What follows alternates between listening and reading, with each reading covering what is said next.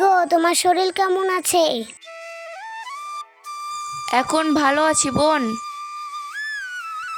তুমি না থাকলে মনে হয় আমি সুস্থই হতাম না। তুমি তো আমাকে পায়েস করা শিখে দিয়েছো।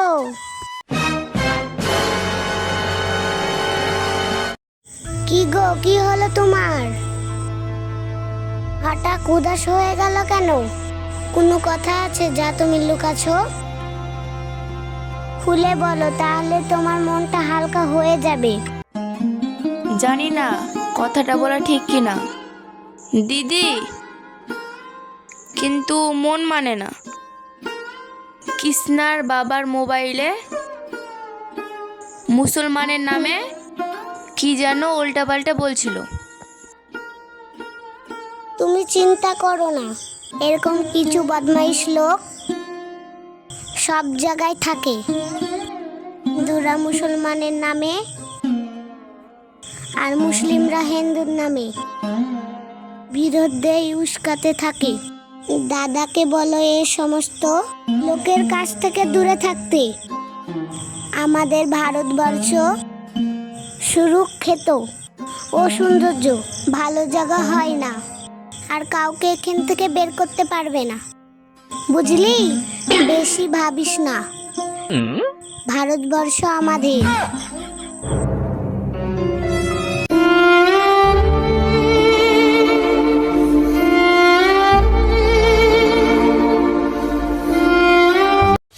কিছু লোক কৃষ্ণাজির বাড়িতে হামলা করতে থাকে, তারা হিন্দু বলে।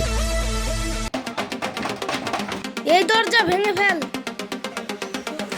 রাম রাম রাম রাম রাম রাম রাম রাম রাম রাম। হে ভগবান, আমাদের কেউ নেই, আমাদেরকে রক্ষা করো।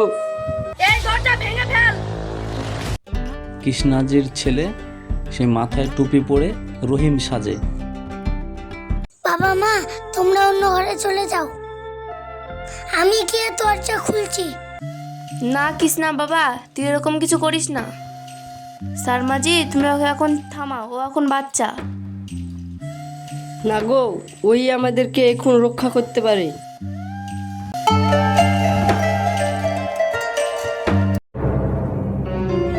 আরে ভাই চল, এটা মুসলমানের ঘর, আমরা ভুল খবর পেয়েছি, চল চল আগে চল।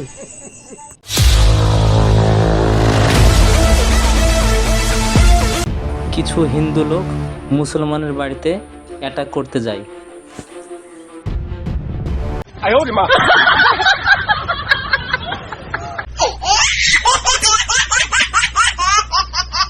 হে আল্লাহ, এখন কি হবে? কাশেম, তোরা কোথায় আছিস? তোরা দুজন লুকে পড়। সালমা, তুমি ভয় পেও না, আমি দরজা খুলছি। তুমি দরজা খোলো না, তোমাকে আর আমাকে মেরে ফেলবে। রহিম মিয়ার ছেলে পণ্ডিত সেজে তাদের সামনে উপস্থিত হয়।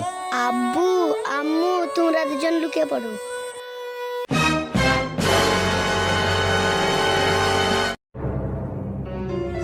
আরে চল, এটা তো পণ্ডিতের ঘর।